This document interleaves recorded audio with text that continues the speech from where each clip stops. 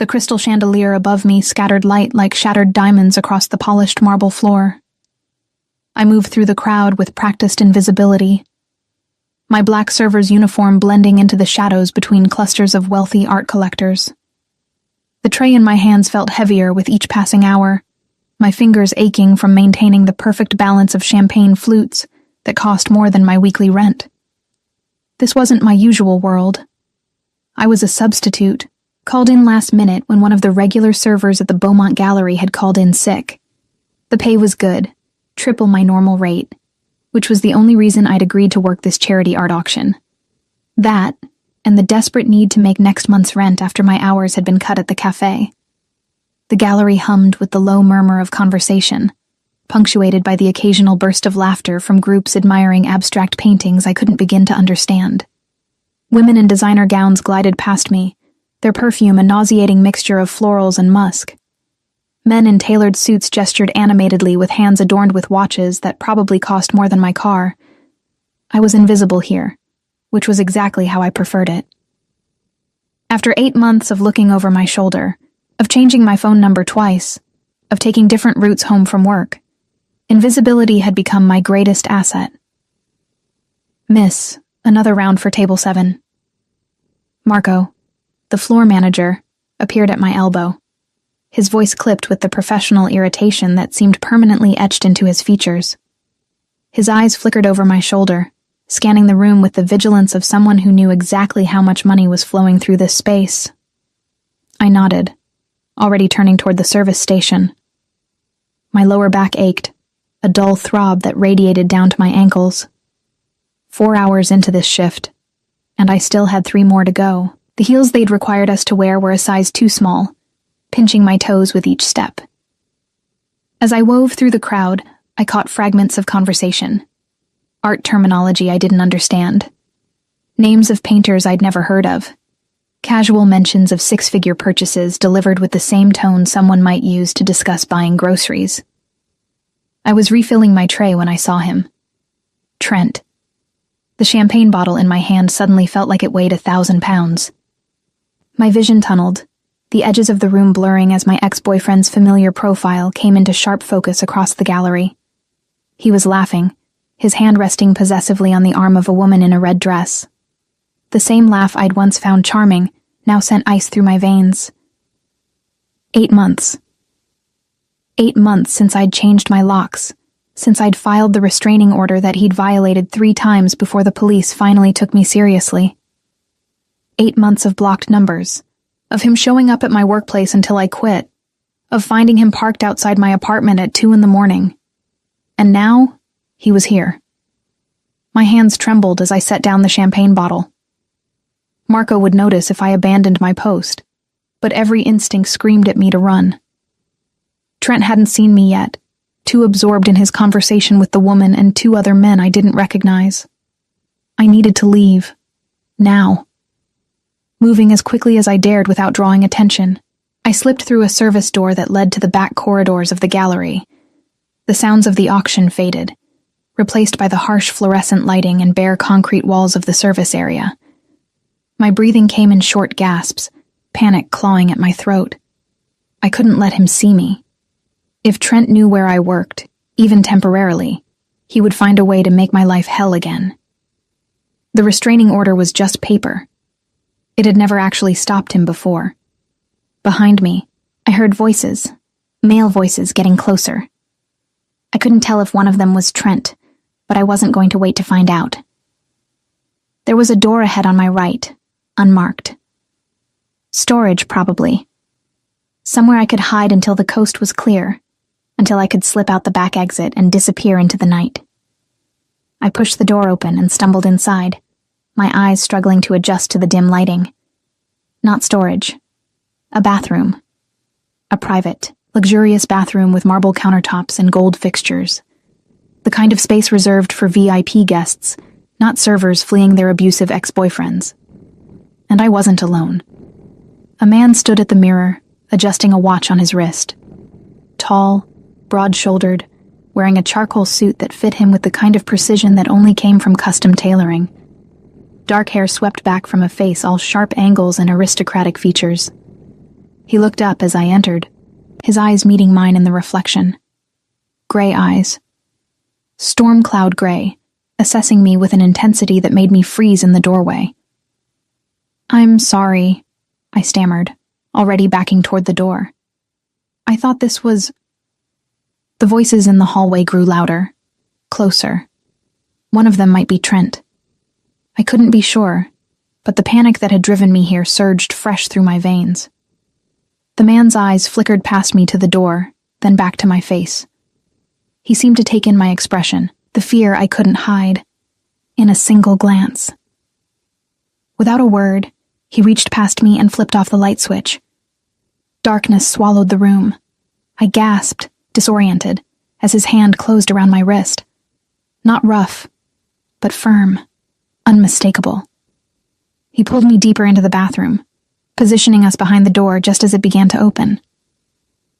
"Thought I saw someone come in here," a voice said. Not Trent's. Relief and continued terror warred in my chest. "Bathroom's occupied," the man beside me called out, his voice carrying an authority that left no room for argument. The sign was removed for repair.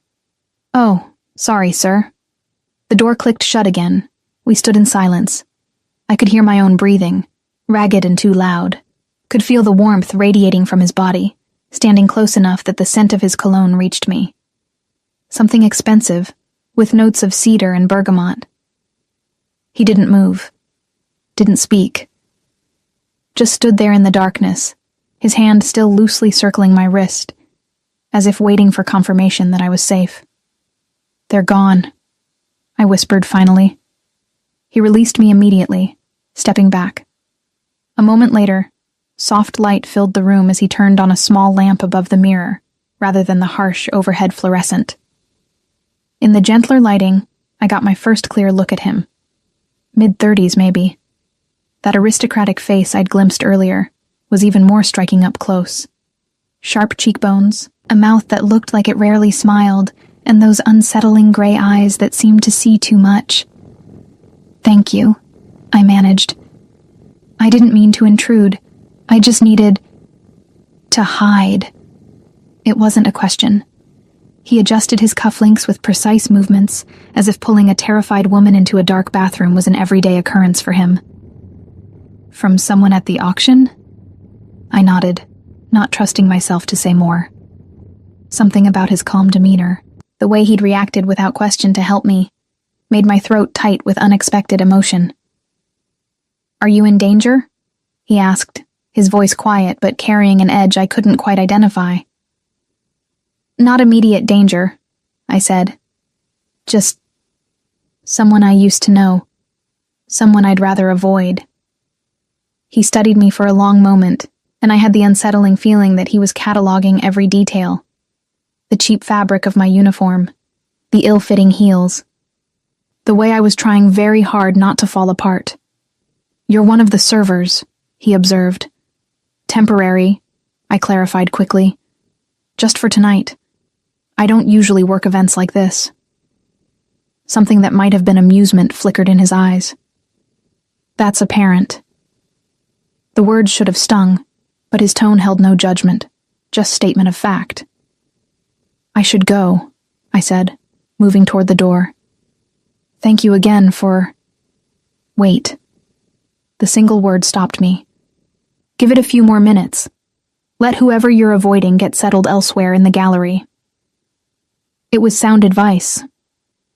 I nodded, retreating to lean against the far wall, as far from him as the small bathroom allowed.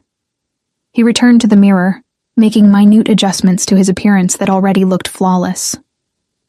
I watched him in silence, trying not to stare but unable to look away completely.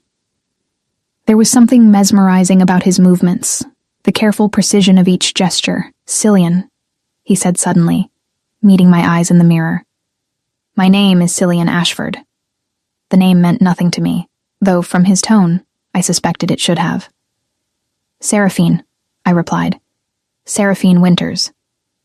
He turned to face me fully, leaning against the counter with his arms crossed. The posture should have been casual, but on him it looked calculated. Every movement seemed deliberate, controlled. "And who are you hiding from, Seraphine Winters?" "Just someone from my past," I said, keeping my voice neutral. "It's complicated. Most worthwhile things are." He tilted his head slightly, studying me with that unnerving intensity again. "This person, do they pose an actual threat to you?" I hesitated. Trent's threats had always been subtle, couched in concern and love. But the reality of his obsession had been terrifying enough to send me into hiding for 8 months. "He used to," I admitted quietly. "I have a restraining order, but he doesn't always respect it." Cillian's expression didn't change, but something cold flickered through his eyes. "I see." The silence that followed felt charged with unspoken questions. I fidgeted with the edge of my uniform, suddenly acutely aware of how out of place I was. This man, in his custom suit and expensive watch, standing in a private VIP bathroom at a charity auction. And me, a substitute server hiding from my ex. "I really should get back to work," I said, pushing off from the wall. "They'll notice if I'm gone too long." "What's his name?" Cillian asked, his voice still quiet, but carrying an undertone that made me pause. "Why?" "Professional curiosity." He straightened, buttoning his suit jacket with those same precise movements. "I find it useful to know who poses problems in spaces I frequent." There was something in the way he said it that made me think he meant something more than just being aware of troublesome guests. "Trent," I said finally. "Trent Morrison. But please, I don't want any trouble. I just need to finish my shift and leave without him noticing me." Cillian nodded slowly. "Understood, though I suspect avoiding him for the rest of the evening may prove difficult in a space this size." He was right, and we both knew it.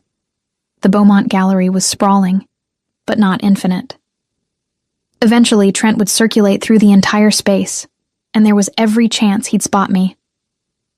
"I'll manage," I said with more confidence than I felt. "I always do." Something that might have been respect crossed Cillian's features. "I don't doubt that." He reached into his jacket and withdrew a card, extending it to me. "However, should you find yourself in need of assistance, I'm quite skilled at solving problems." I took the card, reading the embossed text. Cillian Ashford. Antiquities acquisition and private sales. A phone number. Nothing more. "Thank you," I said, slipping the card into my pocket. "But I don't think I could afford your kind of problem-solving." "Perhaps not," he agreed, "but consider it a professional courtesy. Anyone who chooses to hide in a stranger's bathroom rather than cause a scene has a certain discretion I appreciate." Before I could respond, he moved past me to the door, pausing with his hand on the handle. "I suggest you wait another 60 seconds before leaving. I'll draw attention near the main gallery, which should pull focus away from this corridor." "Why are you helping me?"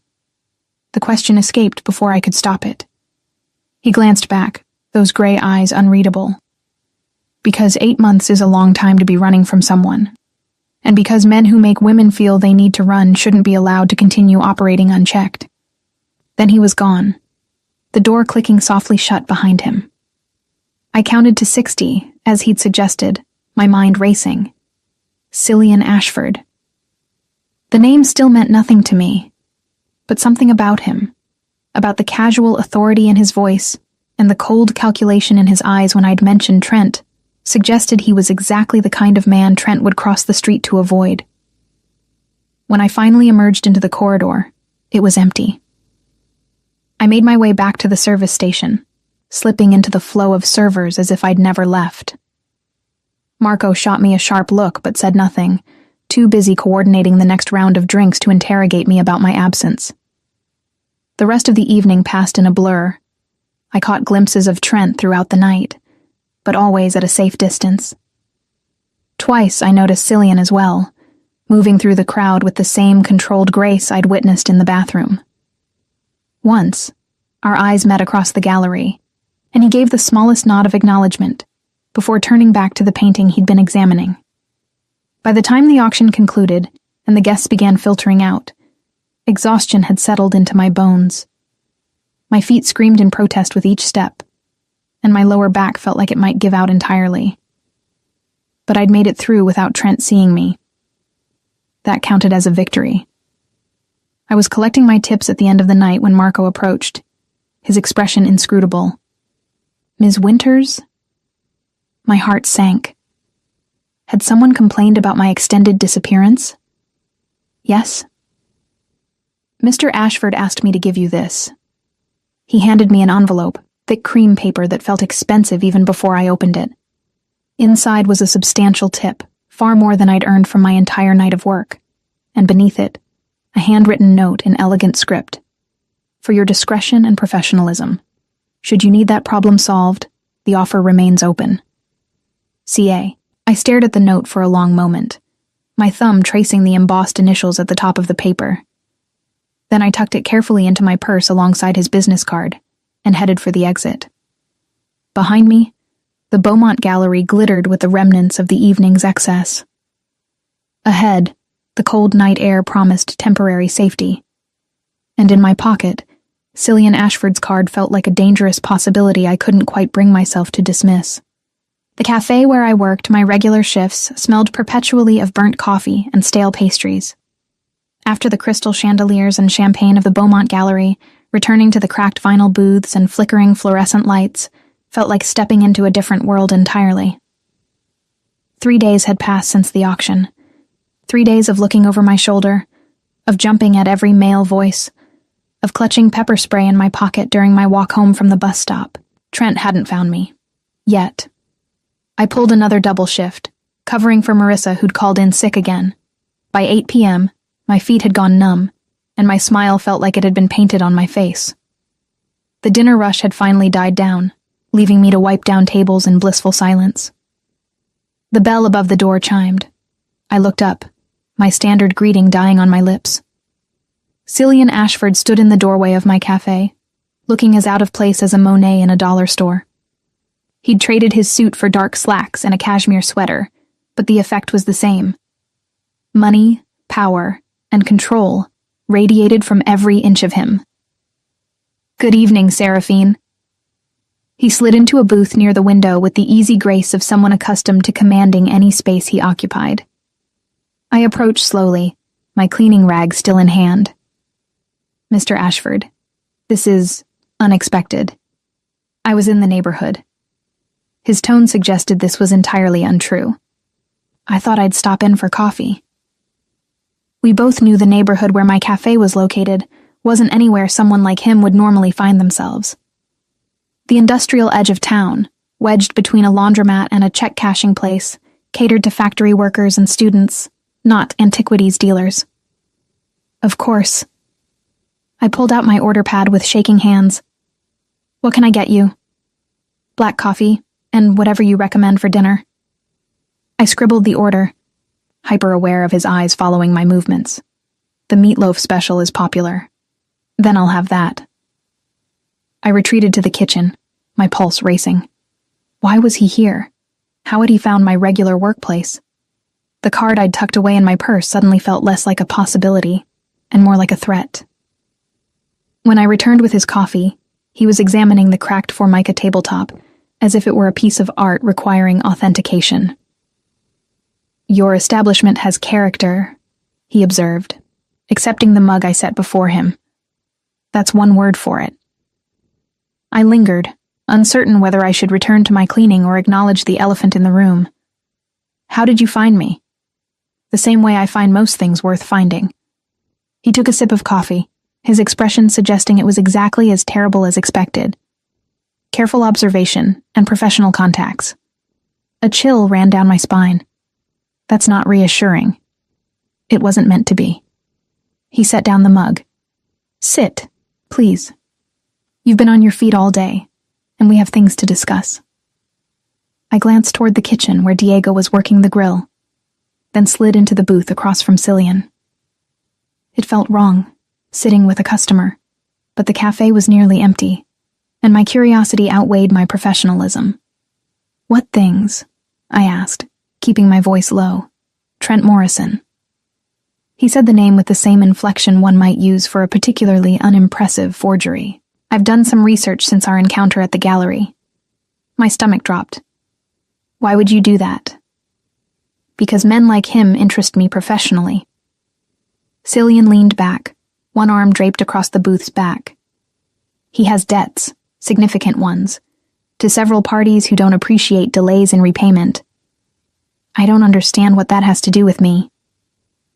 You mentioned a restraining order, 8 months of hiding. That suggests a pattern of behavior that goes beyond a simple breakup. His gray eyes held mine. I'm offering you a solution. I don't need... You do, he interrupted quietly. Because men like Trent Morrison don't stop until they're forced to stop. And restraining orders are just pieces of paper to someone desperate enough. He wasn't wrong, but the casual way he discussed it, as if he dealt with situations like mine regularly, set alarm bells ringing in my head. What kind of solution? I asked carefully. The permanent kind. He let that hang in the air for a moment before continuing. Not physical harm, if that's your concern. I'm not a violent man, Seraphine. But I am a thorough one, and I have access to information that could make Trent Morrison's life very, very difficult.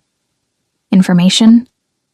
His debts, for instance, who he owes money to, what those people might do if they discovered exactly where to find him, and when he'd be most vulnerable to repayment discussions. Cillian's tone remained conversational, as if we were discussing the weather, rather than destroying someone's life. Or perhaps his employer would be interested to know about certain financial irregularities in his expense reports. I stared at him, trying to reconcile the elegant man before me with what he was proposing. You're talking about ruining him. I'm talking about ensuring he has more pressing concerns than stalking his ex-girlfriend. He tilted his head slightly. Would you prefer he continue as he has been? Showing up at your workplaces, violating legal orders, making you live in fear? No, I admitted. But what you're suggesting is justice that the legal system has failed to provide. He leaned forward. I saw your face at the gallery, Seraphine. That wasn't simple discomfort, that was terror. And I find I have very little patience for men who inspire that level of fear in women. Diego appeared with Cillian's meatloaf, breaking the intensity of the moment. I used the interruption to collect my thoughts, watching as Cillian examined his dinner with the same careful attention he seemed to give everything. Why? I asked after Diego had retreated. Why do you care about helping me? Because I can. He cut into the meatloaf with surgical precision. And because I'm extending a proposition that benefits us both. Both? I have need of someone with particular qualities. Discretion. The ability to blend into various social situations. A certain resilience born of navigating difficult circumstances. He took a bite, chewed thoughtfully. You possess all of these. I'm a waitress, I said flatly. You're a survivor who knows how to be invisible when necessary and memorable when required. He set down his fork. The way you moved through that auction, serving drinks while simultaneously cataloging every exit and tracking the location of someone you feared. That's not standard server training. The accuracy of his observation unsettled me. What exactly are you proposing? 3 weeks, Cillian said. You accompany me to a series of auctions and private sales as my guest. You'll be compensated generously for your time. In return, I'll ensure Trent Morrison becomes far too occupied with his own problems to concern himself with you. Your guest? I repeated. As in, pretending to be your girlfriend? As my companion. The nature of our relationship can be whatever makes you comfortable. He resumed eating, as if we were discussing nothing more significant than dinner plans. I attend events where having someone beside me serves a useful purpose. You need protection, and the means to establish independence. It's a mutually beneficial arrangement. I should have said no immediately. Should have recognized this for what it was, a deal with someone who operated in the shadows between legal and illegal, someone who could research Trent's debts and presumably access information that shouldn't be accessible. But the thought of 3 more months, 3 more years of looking over my shoulder, of changing jobs every time Trent tracked me down, of living in constant fear, made me hesitate. What kind of events? I asked. Auctions primarily. Some private viewings and sales. Nothing dangerous, though I won't pretend the circles I move in are entirely wholesome. He met my eyes. I deal in antiquities, Seraphine. Sometimes those antiquities have complicated provenance. Sometimes the people who desire them have complicated pasts. But you would never be at physical risk. 3 weeks of pretending to be your companion, and you make Trent disappear from my life. That's the deal? In essence, yes. He pushed his plate aside, the meatloaf only half eaten. I'll also provide appropriate clothing for the events, cover all expenses, and ensure your current employers won't penalize you for the time away. How would you do that? The same way I do most things. Money and influence, applied where needed. I thought about my apartment, with its broken lock I couldn't afford to replace. About the pepper spray in my pocket that might not be enough if Trent decided to escalate. About 8 months of fear that had become so routine I'd almost stopped noticing it.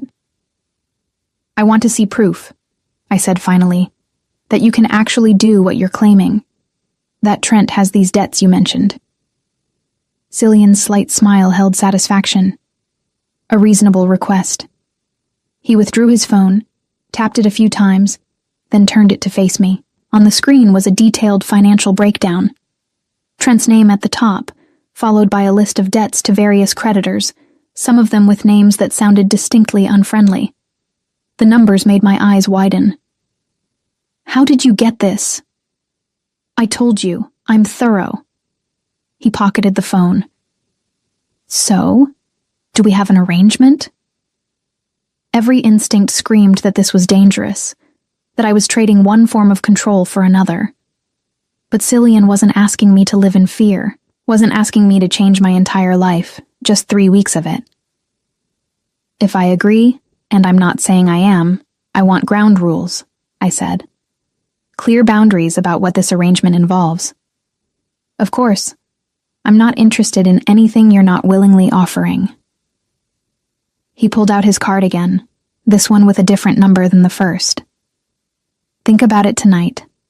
Call this number tomorrow with your decision. If yes, we'll meet to discuss terms. If no, you never hear from me again, and I forget we had this conversation. I took the card, my fingers brushing against his. The brief contact sent an unexpected jolt through me. One more question, I said. Why me, specifically? You could hire an actual professional for this kind of thing. An escort, a model, someone who knows how to navigate these events. Because professionals in that arena come with their own complications and potential conflicts of interest. He stood, pulling out his wallet and laying cash on the table, far more than the meal cost. And because when I saw you in that bathroom, hiding from someone who terrified you, you didn't beg for help. You didn't break down. You regrouped and made a plan. That suggests a strength I find far more valuable than mere beauty or social polish. He moved toward the door, then paused. And Seraphine, if you do decide to accept, understand that 3 weeks is simply the beginning. Once I've made Trent's life sufficiently complicated, the information I've gathered about him doesn't disappear. Should he ever bother you again, ever, that information becomes much more actively deployed. That sounds like a threat. It's a guarantee. He pushed open the door, the bell chiming cheerfully. Sleep well. Tomorrow you'll make a choice that changes everything. Then he was gone, leaving me alone with his half-eaten meatloaf, a generous tip, and a business card that felt like it weighed more than it should. Diego emerged from the kitchen. Who was that guy? He looked important. I'm not sure, I admitted, staring at the door where Cillian had disappeared into the night. Someone who might solve my problems, or create entirely new ones. Both, probably, Diego said with the wisdom of someone who'd seen enough of life to recognize dangerous opportunities when they appeared. I finished my shift in a daze, mechanically cleaning tables and refilling coffee cups while my mind raced. 3 weeks. That was all he was asking. 3 weeks in exchange for freedom from Trent's obsession. And if Cillian was lying, If this was some elaborate scheme for purposes I couldn't yet identify, then I'd be no worse off than I already was. Still hiding, still afraid, still looking over my shoulder every moment of every day. When I finally left the cafe just after midnight, I found a car waiting at the curb. Not Cillian's, but a driver in a dark suit who approached with professional courtesy. "Ms. Winters? Mr. Ashford asked me to ensure you arrive home safely." I should have refused, should have insisted on taking the bus as usual, maintaining my independence and boundaries. Instead, I let him open the car door and slid into the leather interior, too exhausted and too overwhelmed to argue. As we pulled away from the cafe, I noticed another car, parked half a block down with its lights off. The silhouette in the driver's seat looked familiar. Too familiar. Trent. He'd found my workplace again. Was sitting there right now, waiting to follow me home, to learn where I lived now that I'd moved apartments twice to escape him. Except I wasn't walking to the bus stop, wasn't taking my usual route. And the driver Cillian had sent took enough turns and circled enough blocks that anyone following would have been obvious. By the time we reached my building, I was certain we hadn't been tailed. "Mr. Ashford instructed me to ensure the gentleman in question didn't follow you," the driver said as he opened my door. "Consider it a preview of the services offered should you accept his proposal." I stumbled into my apartment, locked the 3 locks I'd installed myself, and collapsed onto my second-hand couch. Cillian's card sat on my coffee table, next to the pepper spray and the copy of the restraining order I kept as a reminder of everything I'd been through. 3 weeks. Freedom from Trent. And all I had to do was trust a man I barely knew, who dealt in stolen art and had access to information he shouldn't have. I should have spent the night agonizing over the decision. Instead, I picked up my phone and dialed the number on his card. He answered on the second ring. "Seraphine." "Yes," I said, my voice steadier than I felt. "I accept. But I want to meet tomorrow to discuss those ground rules." "Excellent." I could hear satisfaction in his voice. "There's a coffee shop on 5th and Marlowe. 10 a.m.? I'll be there." "One more thing," he said. "Pack a bag, enough for 3 weeks. You won't be returning to your apartment until the arrangement concludes." "What?" "If we're doing this, we're doing it properly, which means removing you entirely from any location Trent might find you." His tone allowed no argument. "Don't worry, your rent will be paid. Your job at the cafe will be handled. And when you return, Trent Morrison will be too busy dealing with far more serious problems to concern himself with you." He hung up before I could protest. I sat in the darkness of my apartment, holding my phone and wondering what exactly I'd just agreed to. Outside my window, the city lights twinkled like stars in a polluted sky. Somewhere out there, Trent was probably still circling the block around the cafe, wondering where I'd disappeared to. And somewhere else, Cillian Ashford was already setting whatever plan he'd concocted into motion. I'd made my choice. Now I just had to survive the consequences. The coffee shop on 5th and Marlowe was the opposite of my cafe. Gleaming espresso machines, minimalist furniture, and customers who paid $8 for lattes topped with foam art. I arrived 15 minutes early, anxious energy making it impossible to wait in my apartment any longer. Cillian was already there, seated at a corner table with a clear view of both entrances. He rose as I approached, and I noticed he'd abandoned his formal attire for dark jeans and a button-down shirt that probably cost more than my monthly rent. "Seraphine, thank you for coming." He gestured to the chair across from him. "I took the liberty of ordering you a coffee. Vanilla latte, if I remember correctly from your order pad last night." The fact that he'd noticed such a small detail should have comforted me. Instead, it reinforced how thoroughly he observed everything. "Thank you." I sat, wrapping my hands around the warm cup. "You said we'd discuss terms. Directly to business. I appreciate that." He pulled out a leather portfolio, extracting a document that he slid across the table. "This is a contract outlining our arrangement. Non-disclosure on both sides, compensation details, schedule of events, and most importantly, the boundaries you mentioned." I scanned the document, my eyes widening at the compensation figure. This is too much. It's appropriate for the service provided. He sipped his own coffee, black as promised. You'll be accompanying me to high-value events where your presence serves a specific purpose. The compensation reflects that reality. Which is what exactly? Why do you need someone beside you at auctions? Cillian was quiet for a moment, considering his words. In my line of work, appearing alone suggests vulnerability or desperation. Having a companion, particularly one who isn't obviously hired, conveys stability and success. It makes certain types of negotiations smoother. So I'm window dressing. Your strategic presentation. He met my eyes. I deal with collectors who notice everything. Showing up with someone different each time would raise questions about my reliability. But appearing with the same woman across multiple events suggests a stability that makes people more comfortable conducting business with me. It made a twisted kind of sense, and it was honest, which I hadn't entirely expected. What about the physical boundaries? I asked, turning to that section of the contract. It says here that we'll maintain the appearance of a romantic relationship in public spaces. Appearance being the operative word. Cillian leaned back. I may need to touch your arm, your back, occasionally your hand. There may be moments where standing close or sharing a dance is beneficial for maintaining the fiction. But nothing beyond what you'd expect from early courtship. No kissing unless you initiate it. No sharing hotel rooms. Your physical autonomy is non-negotiable. I studied his face, looking for signs of deception.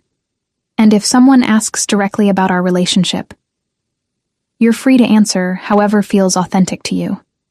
I've found that vague acknowledgement works better than detailed fabrications. We're seeing where things go tends to satisfy curiosity without requiring elaborate backstory. Have you done this before? Had an arrangement like this? Once, several years ago. It ended amicably when she met someone she actually wanted to be with. He smiled slightly. I attended their wedding, in fact. We remain on good terms. The revelation eased some of my concerns. If his previous arrangement had ended well enough that he'd attended her wedding, perhaps this was genuinely a business transaction, rather than something more sinister. The contract mentions discretion about your business dealings, I said, pointing to a specific clause. Does that mean I'll witness things that are illegal? You'll witness things that occupy the gray spaces between legal and questionable. Acquisitions of items with uncertain provenance. Negotiations with clients who prefer privacy regarding their collections. He held my gaze. Nothing violent. Nothing that would make you complicit in actual crime. But yes, you'll see how money and desire can bend rules that were meant to be rigid. And if I'm uncomfortable? If I want out before the 3 weeks are finished? There's a termination clause.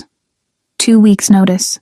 Compensation paid through the date of termination, and all arrangements regarding Trent remain in effect regardless. He tapped the relevant section. I'm not interested in keeping you trapped, Seraphine. This only works if you're participating willingly. I read through the entire contract twice, looking for hidden catches or manipulative language. It was surprisingly straightforward. The compensation was broken down clearly. Weekly payments into an account of my choosing. Expenses covered included clothing, travel, and lodging. The confidentiality clause applied equally to both parties. What about afterward? I asked. When the 3 weeks are over, what happens between us? That depends entirely on you. Cillian's expression remained neutral. If you prefer to never see me again, that's respected. If you find the arrangement beneficial and wish to continue occasionally, we can discuss ongoing terms. Or we simply part ways as cordial acquaintances. And Trent, you promised to make him disappear from my life. He will. Cillian's tone hardened slightly. I've already begun. The creditors I mentioned have been made aware of his current location and routine. His employer received an anonymous tip about irregularities that will require extensive investigation. Within a week, Trent Morrison will be too busy trying to save his career and avoid debt collectors to worry about tracking down his ex-girlfriend. You work fast. I told you, I'm thorough. He pulled out a phone, different from the one he'd used at the cafe. This is for you, encrypted, untraceable. My number is programmed in, along with a security service that monitors for any sign of Trent approaching your location. If he somehow finds you during the 3 weeks, they'll intervene before he can reach you. I took the phone, the weight of it substantial in my palm. You've thought of everything. It's what I do.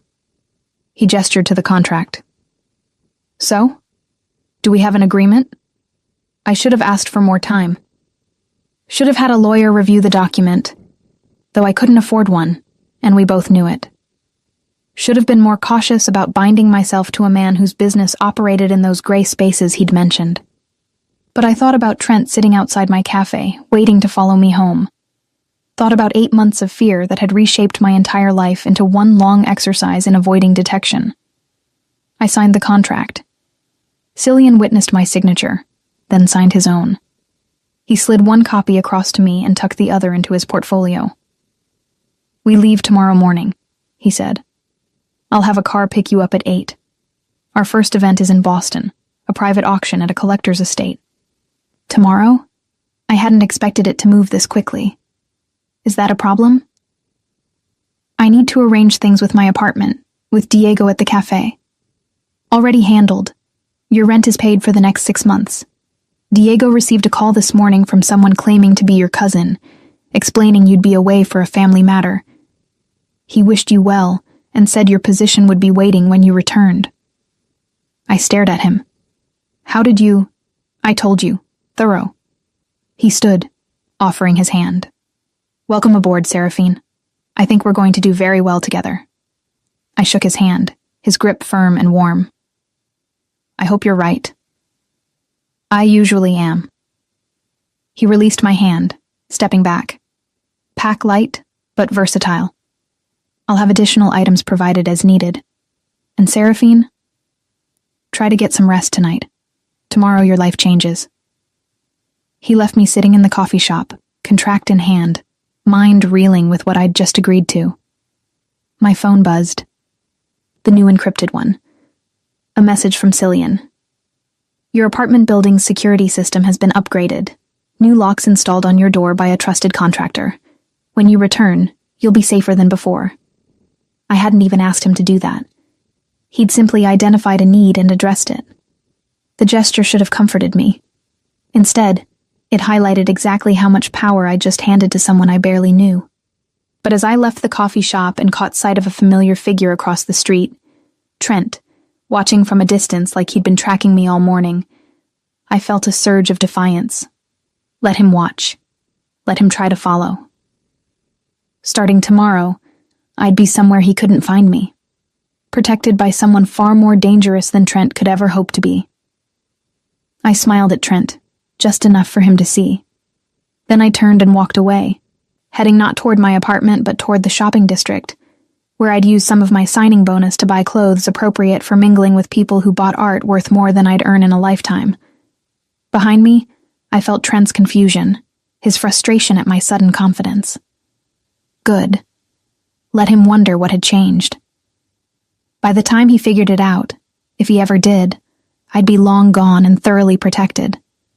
And when I returned, if Cillian kept his promises, Trent Morrison would be nothing more than an unpleasant memory I'd finally left behind. The car that picked me up wasn't Cillian's. It was a sleek black sedan with a driver named Marcus, who handled my single suitcase with the reverence usually reserved for valuable artifacts. The interior smelled of leather and subtle cologne, expensive and masculine without being overwhelming. Mr. Ashford is handling last-minute arrangements, Marcus explained as we pulled into traffic. He'll meet you at the airport. Private airport, I discovered an hour later.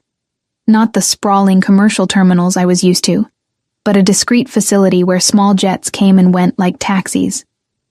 Cillian waited on the tarmac beside a gleaming aircraft, looking every inch the powerful businessman in a charcoal suit. Seraphine. He greeted me with a slight smile. Ready for your first adventure?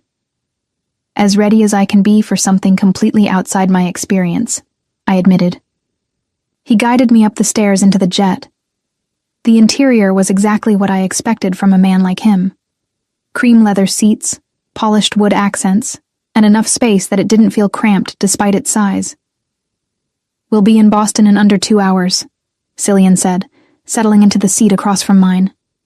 I thought we could use the flight to go over what to expect tonight. I buckled in as the engines powered up, trying to appear calm even as my heart raced. "I'm listening." The auction is being held at the Whitmore estate. Cornelius Whitmore was a collector of medieval manuscripts and Renaissance paintings. He died 3 months ago, and his children are liquidating his collection. Cillian pulled out his tablet, showing me images of various artworks. I'm interested in a particular illuminated manuscript. 15th century, possibly stolen from a monastery during the Napoleonic Wars. Possibly stolen? I raised an eyebrow. The provenance is murky, which is why it will sell for less than its actual value. Those who care about legal paperwork will avoid it.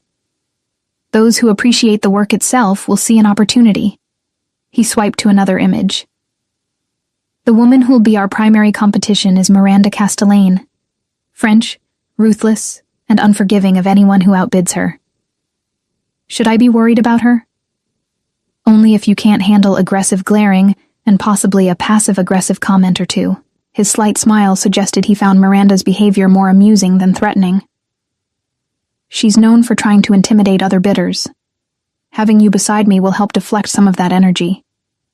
The plane took off smoothly, the ground falling away beneath us. I watched Boston approach through the window, trying to process how drastically my life had shifted in less than 24 hours. "Tell me about yourself," Cillian said suddenly. "Beyond what I've already learned through observation." "Like what?" "Where you grew up. What made you choose waitressing? Why someone with your intelligence and presence is working jobs that don't challenge either quality." I turned from the window, studying his expression. "Is this for the performance? So you know what to say if people ask?" "Partially." He set aside his tablet. "But also because I'm genuinely curious. You agreed to this arrangement with minimal hesitation once you confirmed I could do what I promised. That suggests either desperation or courage. I'd like to know which. Both, probably." I settled deeper into my seat. I grew up in a small town upstate. My parents owned a bookstore. Nothing fancy, but it did okay until Amazon made independent bookstores obsolete. They lost everything when I was 17. Where are they now? Dead. Car accident 2 years later. The words still hurt, even after 6 years. I inherited their debt and not much else. Dropped out of college to work full-time. Been working ever since. Cillian's expression softened almost imperceptibly. "And Trent?" "Met him 4 years ago at a friend's party. He seemed nice, attentive, protective." I laughed bitterly. Turns out the protective thing was actually controlling, but I didn't see it until I tried to leave. By then, he'd isolated me from most of my friends and made himself the center of my world. "How long were you together before you recognized the problem?" 2 years. Another year trying to leave. 8 months hiding from him after I finally succeeded. I met Cillian's eyes. So yes, desperation and courage. Desperate to finally be free. Courageous enough to accept help from a dangerous stranger to achieve it. "I'm not that dangerous," he said mildly. "You found Trent's financial records in less than 3 days. You've arranged for his creditors to find him. You have access to encrypted phones and private jets." I gestured around the cabin. "You're absolutely dangerous. You're just dangerous in service of helping me, which makes you less terrifying than the alternative." He considered this. Fair assessment. For what it's worth, my particular brand of danger is reserved for those who deserve it. You have nothing to fear from me, Seraphine. Unless I break our contract? Even then, the consequences would simply be termination of our arrangement. I don't punish people for changing their minds. He leaned forward slightly. The people I reserve actual danger for are those who prey on the vulnerable, who use power to intimidate and control. Trent Morrison qualifies on all counts. The intensity in his voice suggested personal experience. I wondered what had happened to make him so committed to protecting people from men like Trent. Before I could ask, the pilot announced our descent into Boston. The city spread beneath us, all red brick and historical architecture. We landed at another private facility, where yet another car waited to transport us to our hotel. Not a hotel. The hotel. The kind with doormen in uniforms and lobby chandeliers that probably cost more than my parents' entire bookstore had been worth. "We have adjoining suites," Cillian explained as we rode the elevator to the top floor. "Separate entrances, shared sitting room between them if you choose to unlock the connecting door. Complete privacy if you prefer." My suite was larger than my apartment. Floor-to-ceiling windows overlooked the city. The bed was massive, covered in linens that felt like clouds. The bathroom had both a soaking tub and a shower with multiple heads. And hanging in the closet was a dress I definitely hadn't packed. "For tonight," Cillian's voice came from the connecting door I'd unlocked out of curiosity. He stood in the threshold, respecting the boundary. "If you don't like it, there are 3 others to choose from." My assistant consulted with several boutiques to ensure appropriate options. I touched the midnight blue silk, the fabric impossibly soft. "It's beautiful. You'll be beautiful in it." He checked his watch. "The auction begins at 7. I'll knock at 6:30 to escort you down." He withdrew, leaving me alone with luxury I'd never expected to experience. I spent the next 2 hours alternating between anxiety and wonder. The dress fit perfectly, hugging my curves before flowing to the floor in elegant waves. My hair, which I'd struggled with all my life, cooperated for once when I styled it up. The minimal jewelry Cillian had included with the dress was clearly real, the diamonds catching light with every movement. At 6:25, I stood before the mirror, barely recognizing myself. I looked like someone who belonged at auctions where medieval manuscripts sold for 6 figures. Cillian's knock came precisely on time. When I opened the door, I found him staring. "You're staring," I said, suddenly self-conscious. "You're stunning." He recovered quickly, offering his arm. "Shall we?" The Whitmore estate was exactly what I expected. Sprawling grounds, neoclassical architecture, and enough security to guard a small nation. We were announced at the entrance, and I felt dozens of eyes turn toward us as we entered the main salon. Cillian's hand rested lightly at the small of my back, a gesture of possession that was surprisingly comforting. He guided me through the crowd with practiced ease, introducing me to various collectors and dealers with a combination of truth and strategic omission. "This is Seraphine," he'd say, never specifying our relationship, letting people draw their own conclusions. I watched him work, navigating conversations like a master chess player. He knew exactly what to say to each person, how to flatter without being obsequious, how to express interest without revealing desperation. And through it all, his attention kept returning to me, small glances to ensure I was comfortable. Subtle checks that no one was making me uncomfortable. It felt protective without being possessive, attentive without being smothering. "Mr. Ashford." A woman's voice, heavily accented and dripping with disdain. "I see you've brought a companion this time. How quaint." Miranda Castellane was exactly as I'd imagined from Cillian's description. Elegant, sharp-featured, and radiating contempt like perfume. Miranda. Cillian's smile didn't reach his eyes. "Always a pleasure. This is Seraphine." She looked me over like I was a painting with questionable provenance. "American?" "Yes," I replied evenly. "How unfortunate." She turned back to Cillian. "I trust you're not planning to bid on the manuscript? It would be such a waste in inexperienced hands." "I'm sure my hands are experienced enough for any treasures I acquire." His tone carried a subtle edge I'd never heard before. Miranda's eyes narrowed. "We shall see." She swept away, trailing expensive perfume and barely concealed hostility. "She's lovely," I murmured. Cillian's laugh was genuine. "She's threatened by you, which means you're doing perfectly. The auction itself was a revelation.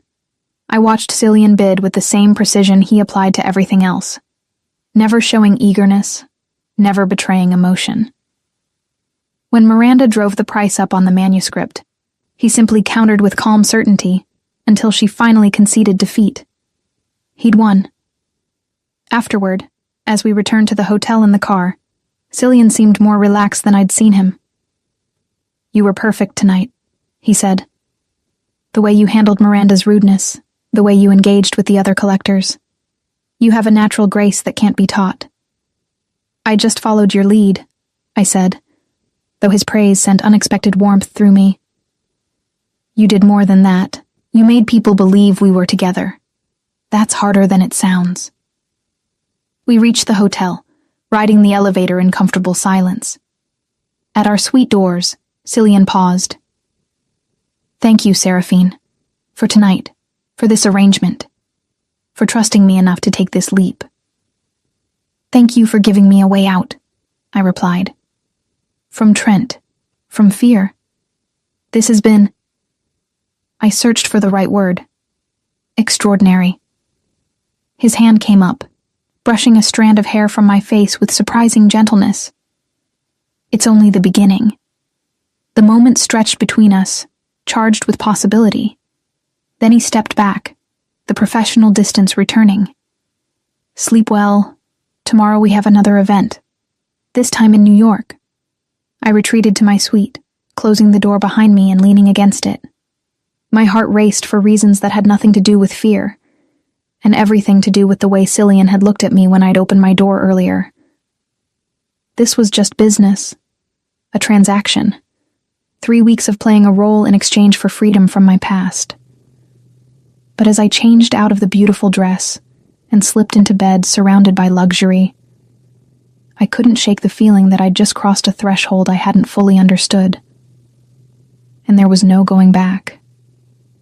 New York, Paris, London, Milan. The cities blurred together in a whirlwind of private jets and 5-star hotels, auction houses, and private viewings. 2 weeks into our arrangement, I'd attended more exclusive events than I'd known existed. And somewhere along the way, the performance had started feeling less like acting. Cillian was attentive without being suffocating, generous without making me feel purchased. He anticipated my needs before I voiced them. An extra sweater when I shivered at an outdoor event. My favorite tea waiting in the hotel room after long evenings. Thoughtful conversation during late-night flights when neither of us could sleep. We fell into rhythms. Morning coffee together, reviewing the day's schedule. Him working on his tablet while I read in comfortable silence. Shared observations about the collectors we encountered, some amusing, some deeply cutting. "Mr. Ashford is clearly smitten," one dealer had whispered to his companion, not realizing I was within earshot. "I've never seen him bring the same woman to consecutive events." I'd mentioned it to Cillian later, expecting him to dismiss it as part of the necessary fiction. Instead, he'd gone quiet, looking at me with an intensity that made my breath catch. "Perhaps smitten isn't entirely inaccurate," he'd said finally. Now, 3 days before our arrangement ended, we were in Zurich. Another auction, this one featuring ancient artifacts with provenance so questionable that attendance required special invitations and absolute discretion. I wore emerald silk that brought out my eyes. Cillian had chosen it personally, departing from his assistant's selections for the first time. "You should always wear green," he'd said when presenting it. "It suits you." The auction was held in a private vault beneath a bank. Security was extraordinary. Each guest vetted and searched before entry. The artifacts on display were breathtaking and clearly stolen from various archaeological sites. "This is different from the others," I murmured to Cillian as we examined a statue that probably belonged in a museum. "Yes, this is where I operate furthest into the gray." He kept his voice low. "If you're uncomfortable, we can leave." I thought about what he'd told me during our first meeting. Nothing violent, nothing that would make me complicit. These pieces were already stolen, already on the black market. Cillian buying them didn't make the theft worse. "I'm fine. I said, but I want to know where they go, after you acquire them. His slight smile held approval. Eventually, back to their countries of origin, through carefully anonymous donations to appropriate museums. I'm a middleman, Seraphine. I remove these items from the truly unscrupulous and ensure they end up where they belong. That's not what I expected. I know. Most people assume antiquities dealers are villains hoarding treasures. Some are. I prefer to think of myself as a particularly well-compensated courier service for cultural artifacts. The auction began, and I watched Cillian acquire 3 pieces, 2 ancient coins, and a fragment of a Greek amphora. The prices were staggering, but he bid without hesitation. Afterward, we walked through Zurich's old town, the evening cool and pleasant. Cillian had dismissed our driver, preferring to walk. 3 days, I said, breaking the comfortable silence. Our arrangement ends in 3 days. It does. His voice was carefully neutral. Have you thought about what comes after? I had. I'd thought about little else for the past week. The original terms were 3 weeks, I said slowly. But you mentioned the possibility of continuing occasionally. What would that look like? However you'd like it to. He stopped walking, turning to face me. The streetlights cast dramatic shadows across his features. I've grown accustomed to your company, Seraphine, more than I anticipated. If you wanted to continue attending events with me, I would welcome that. For compensation? If that makes you comfortable, yes. Or we could renegotiate terms that feel more equitable. My heart hammered in my chest. Equitable how? I don't want you to feel like you're being paid for your time, he said carefully, but I also don't want to assume that your interest in continuing extends beyond professional obligation. We stood on a cobblestone street in Zurich, the weight of 2 weeks together pressing down on us. 2 weeks of shared looks and growing comfort. 2 weeks of him making me feel safe and seen and valued in ways I'd never experienced. What if it does? I whispered. Extend beyond professional obligation? Cillian's expression shifted, something vulnerable breaking through his usual control. Then, we'd need to discuss what that means. Because the boundaries we established were based on this being purely business. If it's becoming something else... It is, I interrupted. For me, at least. I don't know when it happened exactly, but somewhere between Boston and now, this stopped feeling like acting. He moved closer, his hand coming up to cup my face with the same gentleness he'd shown that night at the hotel. For me as well, from perhaps that very first night, if I'm honest. So where does that leave us? Wherever you want, he said. I meant what I said about your autonomy being non-negotiable. If you want this to remain professional through the final 3 days and then part ways, I'll respect that. If you want to explore what else it could be, I'm very much interested in that possibility. I kissed him. It wasn't planned, wasn't strategic, just a sudden need to close the distance between us, to stop talking about possibilities and make one real. He responded immediately, his other hand finding my waist and pulling me closer. The kiss was everything I'd imagined during quiet moments over the past 2 weeks. Intense, searching, and carrying the weight of restrained desire finally unleashed. When we broke apart, both breathing harder, Cillian's smile was genuine and unguarded. I should note that kissing wasn't prohibited by our contract, he said, just that I wouldn't initiate it. Convenient loophole, I managed. I thought so. He took my hand, lacing his fingers through mine. Come on, let's go back to the hotel. That night, we left the connecting door between our suites open, not crossing it yet, not rushing into intimacy we weren't ready for. Just the comfort of knowing the other was close, the barrier between us finally acknowledged and removed. The next morning, over breakfast in Cillian's suite, my encrypted phone buzzed. Security alert. I opened it to find a message from the monitoring service Cillian had arranged. Trent Morrison arrested yesterday on charges of embezzlement and fraud. Currently in custody awaiting arraignment. Subject will likely face significant prison time if convicted. I stared at the message, reading it 3 times to make sure I understood. He's actually gone, I said aloud. Cillian looked up from his tablet. Trent? I showed him the message. He read it, his expression satisfied. The investigation I triggered finally bore fruit, he said. His employer found enough evidence to press charges. Combined with his debt situation, he won't be able to make bail. And even if he does eventually, he'll be too busy defending himself to worry about tracking down his ex-girlfriend. 2 weeks ago, this news would have been my only goal. Freedom from Trent, safety from his obsession. Now it felt almost secondary to the bigger shift happening between Cillian and me. Thank you, I said, for all of it, for keeping your promise.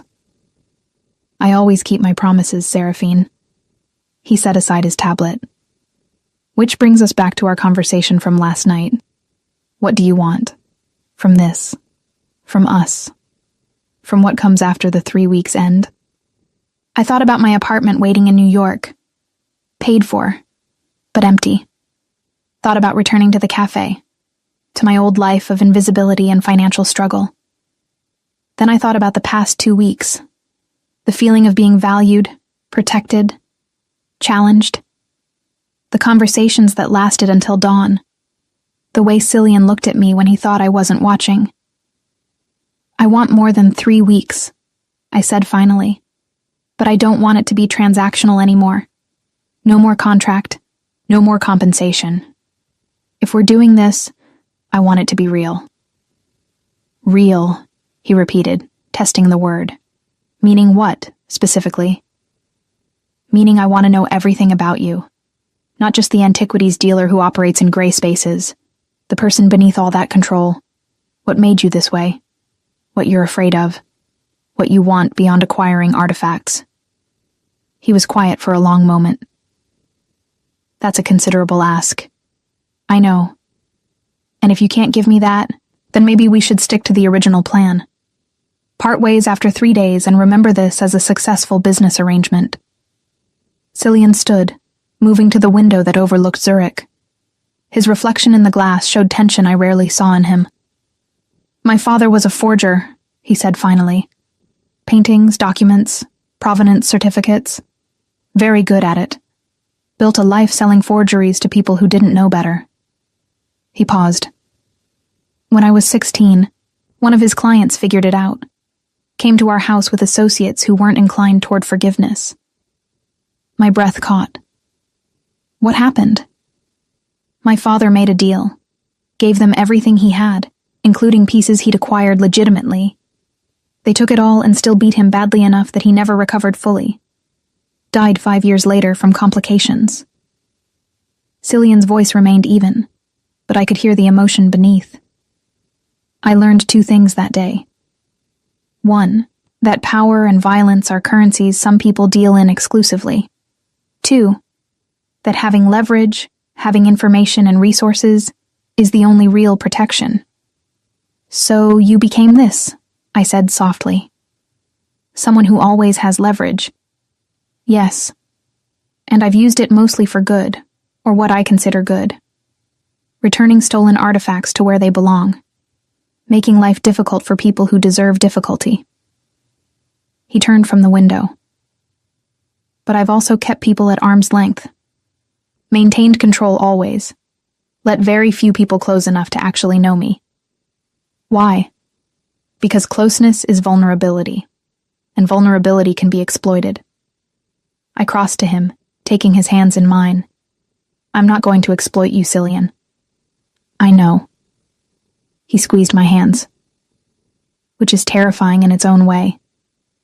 Because if I let you in, really in, I'm choosing vulnerability deliberately. Choosing to give someone power over me that I've spent 20 years ensuring no one has. You don't have to decide right now, I said. We still have 3 days. Use them to figure out if I'm worth that risk. His smile was wry. I already know you are. That's not the question. The question is whether I'm brave enough to act on that knowledge. We spent those final 3 days in a bubble of discovery. Cillian showed me parts of himself he'd kept carefully hidden. The dry sense of humor that emerged when his guard lowered. The fierce protectiveness toward people he considered under his care. The genuine passion for history and art that went beyond monetary value. I shared my own carefully guarded vulnerabilities. The grief I still carried for my parents. The shame of having stayed with Trent as long as I had. The fear that I'd never be anything more than someone who served coffee and survived. And through it all, the physical tension between us built slowly, deliberately. Stolen kisses became longer. Touches lingered. By the time we returned to New York, the space between wanting and having had narrowed to nearly nothing. Our final night, in a hotel overlooking Central Park, Cillian sat across from me at dinner in his suite. "The 3 weeks are over," he said. "Contract fulfilled. You're free to walk away, return to your life, and remember this as an interesting interlude." "Or," I prompted, "or you stay. Not as my paid companion, not as part of an arrangement, but as someone I'm choosing to build something with. Something real and undefined, and potentially terrifying." I thought about my apartment, about my job at the cafe, about the life I'd built from the rubble of my parents' loss and Trent's obsession. Then I thought about Cillian, about conversations that challenged me, about feeling safe for the first time in years, about the possibility of being more than I'd ever imagined. "I'll stay," I said, "but I need my own space, my own work, my own identity beyond being your companion." Agreed. He clearly anticipated this. "There's an apartment in my building, 2 floors below mine. It's yours if you want it.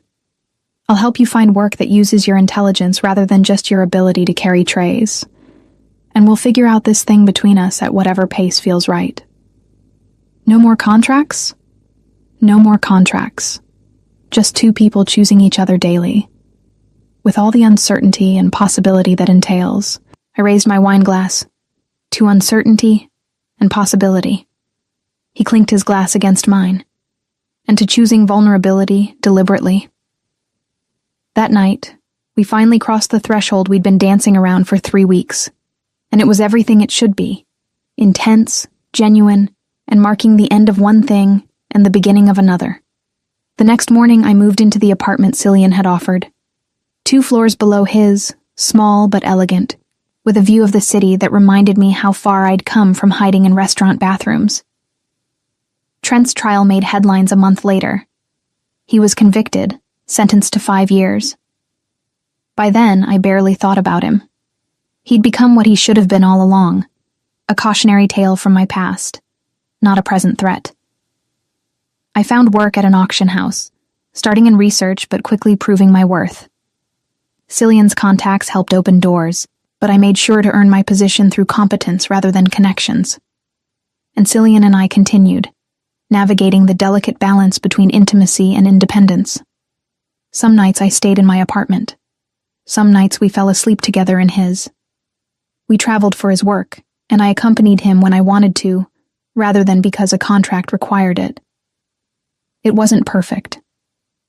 We fought sometimes, usually about his tendency toward control and my resistance to being managed, but we learned each other's rhythms, boundaries, needs. A year after that first night in Zurich, Cillian returned an ancient Greek kylix to the National Archaeological Museum in Athens, through an elaborate donation scheme that ensured no questions about provenance. I stood beside him in the private viewing room, watching him say goodbye to the piece he'd spent 6 months tracking down. "Why do you do this?" I asked. "Acquire these pieces just to give them away?" "Because they belong to everyone," he said simply. "Not to collectors or museums necessarily, but to the cultures that created them. I'm just making sure they complete their journey home." That was when I knew I loved him, not for the power or the protection or the excitement of his world, but for the quiet integrity beneath all the control, the man who used his considerable talents to return stolen beauty to where it belonged. 2 years after our arrangement ended, we were in Lisbon. Cillian had just completed a particularly complex transaction involving Egyptian artifacts that would eventually make their way back to Cairo. We were walking along the Tagus River when he stopped, turning to face me with uncharacteristic nervousness. "I've spent my life acquiring things," he said.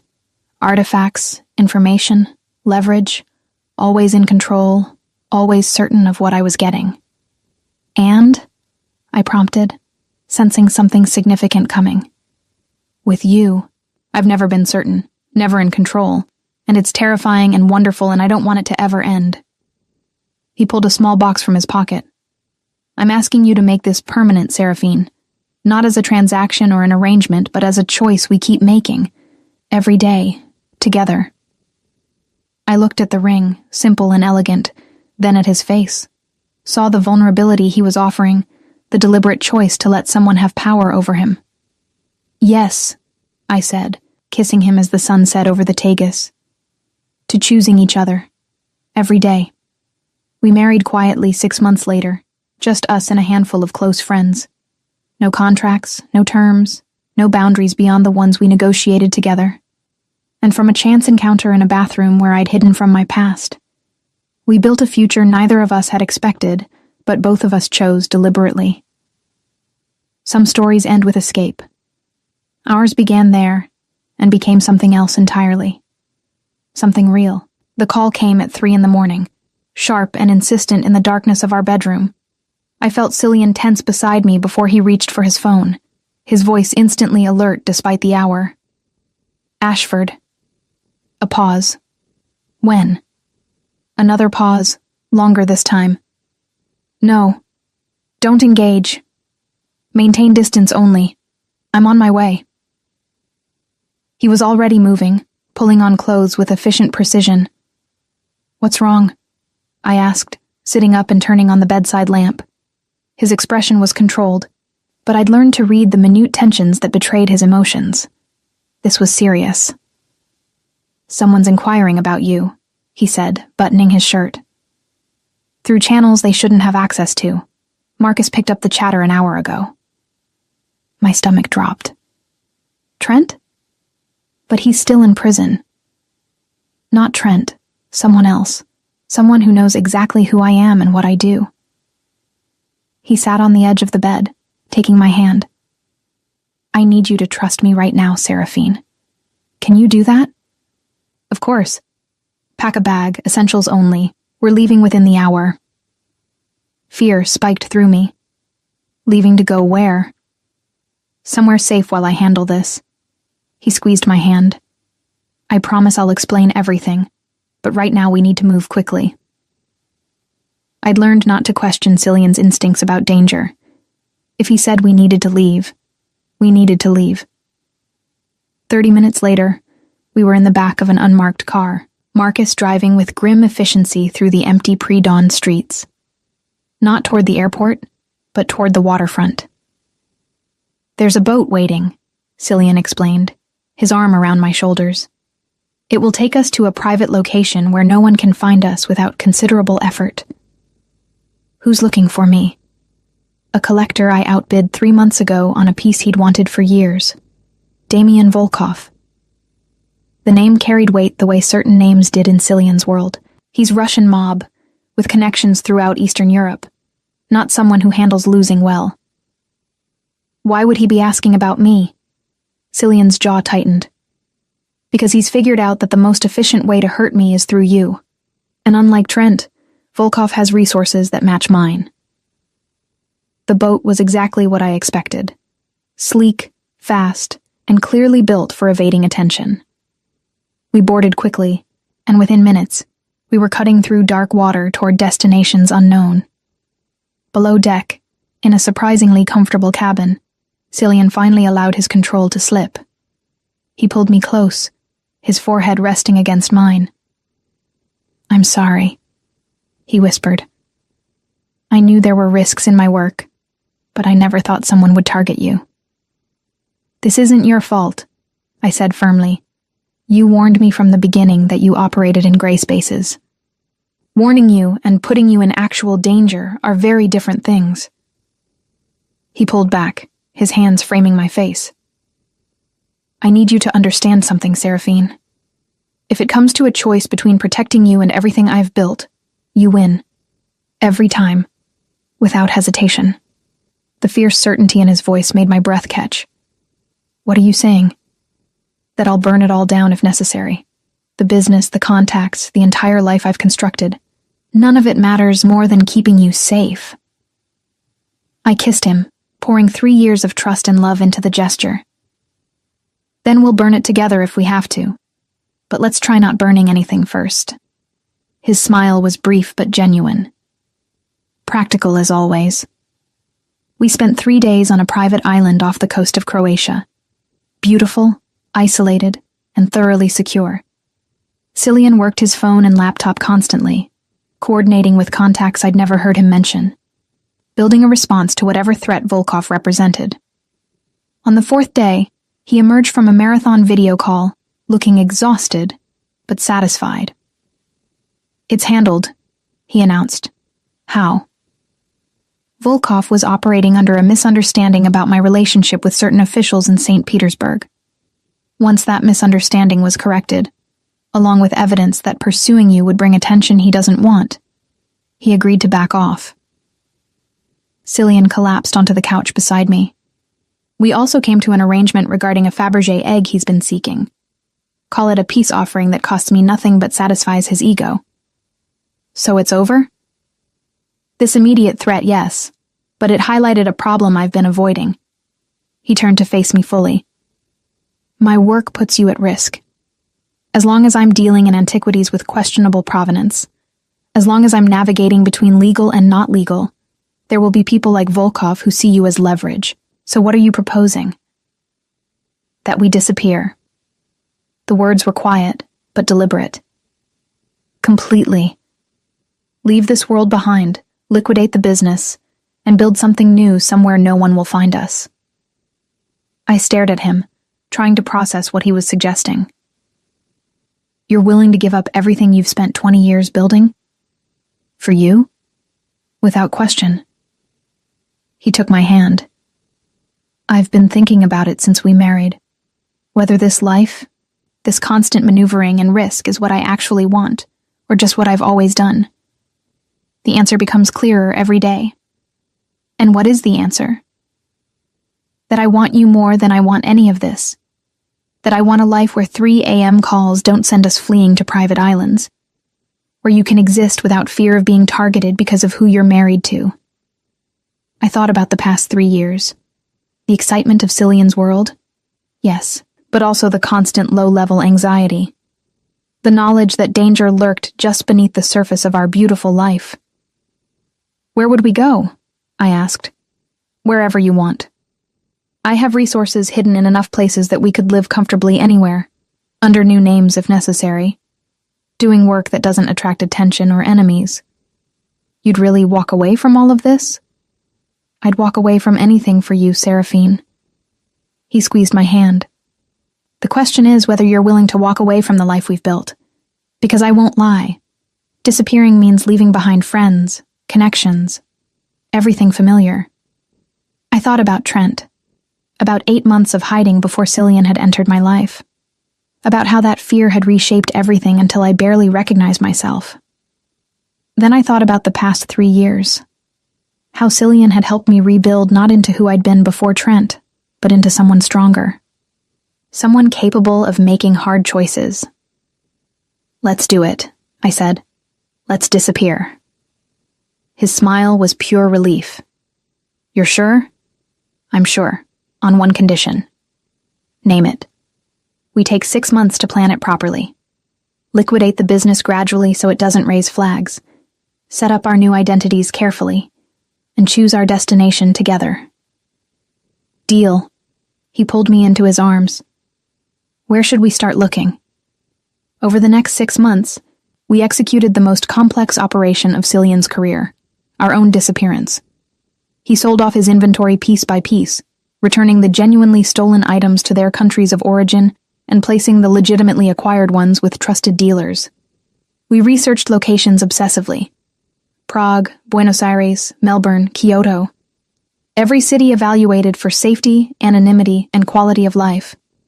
In the end, we chose Lisbon, the city where Cillian had proposed, where we'd always felt a particular peace. Old enough to have character, large enough for anonymity, beautiful enough to make exile feel like choice rather than necessity. Cillian arranged for our new identities through contacts even I didn't fully understand. We became Alexandra and Sofia Tavares, Portuguese citizens with fabricated but thoroughly documented histories.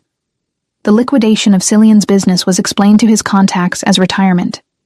He was nearly 40, he told them, ready to step back and enjoy life with his wife. Some believed it. Others suspected something more, but Cillian's reputation ensured no one pried too deeply. We sold the New York apartments, transferred funds through multiple accounts to ensure they couldn't be tracked, and systematically severed ties to our old lives. The hardest part was saying goodbye to the few people we were close to. Marcus received a generous severance and a recommendation that would ensure employment anywhere he wanted. The colleagues I'd worked with at the auction house got vague explanations about family matters requiring relocation. On our last night in New York, we stood on the balcony of Cillian's penthouse, soon to be someone else's, looking out at the glittering city. "Any regrets?" he asked. "Only that I didn't meet you sooner," I replied honestly. "What about you?" "None. This world gave me a lot, but it took more than it gave. I'm ready for something different." The next morning, Alexandre and Sofia Tavares boarded a commercial flight to Lisbon. Not a private jet, not first class. Just two people among hundreds, completely unremarkable. We rented an apartment in Alfama, the old Moorish quarter with its narrow streets and fado music drifting from small restaurants. Nothing like the luxury we'd left behind, but comfortable and thoroughly anonymous. For the first month, we did nothing but exist. Walk the cobblestone streets, drink coffee in neighborhood cafes, learn to be people whose lives didn't revolve around antiquities and danger. It was harder than I expected, letting go of the excitement we'd known. Some days I missed the auctions, the beautiful objects, the feeling of importance that had come with Cillian's world. But then, I'd look at him, reading peacefully on our small balcony, or making dinner in our modest kitchen, or laughing at something ordinary, and remember why we'd chosen this. After 2 months, we started a small business, a bookshop specializing in rare books. Nothing valuable enough to attract serious attention, but enough to satisfy Cillian's need to work with beautiful objects and my love of literature inherited from my parents. The shop became our new life center. We'd open late, close early, spend hours discussing first editions with the few customers who found us down our tucked-away street. It was peaceful, mundane, and exactly what we both needed. A year after our disappearance, we were having dinner at a small restaurant when I noticed Cillian tense slightly, his eyes tracking someone across the room. I followed his gaze to see a man in an expensive suit, clearly out of place in our neighborhood establishment. He was watching us with the focused attention of someone who'd been searching. "Do we run?" I whispered. "No." Cillian's voice was calm. "We wait." The man approached our table and I recognized him. Victor, one of Cillian's former contacts in the antiquities world. "Cillian Ashford," he said quietly. "Or should I say Alexandre Tavares?" "Victor." Cillian gestured to an empty chair. "Join us." Victor sat, accepting the wine Cillian poured for him. "I won't insult your intelligence by asking if you're surprised to see me. I assume you knew someone would eventually figure it out." "I knew," Cillian acknowledged. "What do you want?" "To deliver a message. From several of your former colleagues who've also figured out where you disappeared to." Victor sipped his wine. "They want you to know that your retirement is respected. No one will disturb your new life. Consider it professional courtesy for years of fair dealing." I felt Cillian relax fractionally beside me. "And in return?" "Nothing. This truly is courtesy." Victor smiled slightly, though I'll admit curiosity. "Why walk away from everything you'd built?" Cillian took my hand, lacing his fingers through mine on the table. Because I found something worth more than all of it. Victor's gaze moved to me, assessment without judgment. The famous Seraphine. I heard you were the reason for the dramatic exit. He raised his glass, to choices that surprise us all. We toasted, and Victor left as quietly as he'd arrived. So they know, I said once we were alone again. They know, and apparently approve. Cillian squeezed my hand. We're safe, Seraphine, truly safe. 2 years later, our bookshop had become a quiet fixture of the neighborhood. We'd made friends among the locals, lived simply, existed peacefully. The man I'd married was still Cillian in private, brilliant, controlled, sometimes intense. But Alexandre was softer, more relaxed, someone who could spend an afternoon organizing books without needing the thrill of dangerous acquisition. On our 5th wedding anniversary, we closed the shop early and walked to the Miraduro de Santa Lucia, watching the sunset paint Lisbon in shades of gold and rose. Happy? Cillian asked. I leaned against him, his arm around my shoulders. Deliriously. You? More than I ever thought possible. He kissed the top of my head. Thank you. For what? For being brave enough to hide in a stranger's bathroom. For trusting me with 3 weeks that became a lifetime. For choosing this quiet life over everything we left behind. I turned to face him, reaching up to touch his face. Thank you for seeing me when I was invisible. For making me feel safe. For giving up an empire to build something real with me. We kissed as the sun set, 2 people who'd found each other in the most unlikely circumstances and chosen each other every day since. From a desperate escape into a stranger's bathroom to a life rebuilt from nothing in a city where no one knew our real names. Some would call it running. We called it choosing. Choosing safety over danger, simplicity over complexity, each other over everything else. And in the end, that choice became the greatest acquisition Cillian Ashford ever made. Not an artifact or piece of leverage, but a life worth living with someone worth living it for. The man who'd spent years collecting treasures for others finally kept the only one that mattered. Me. And I kept him. Forever.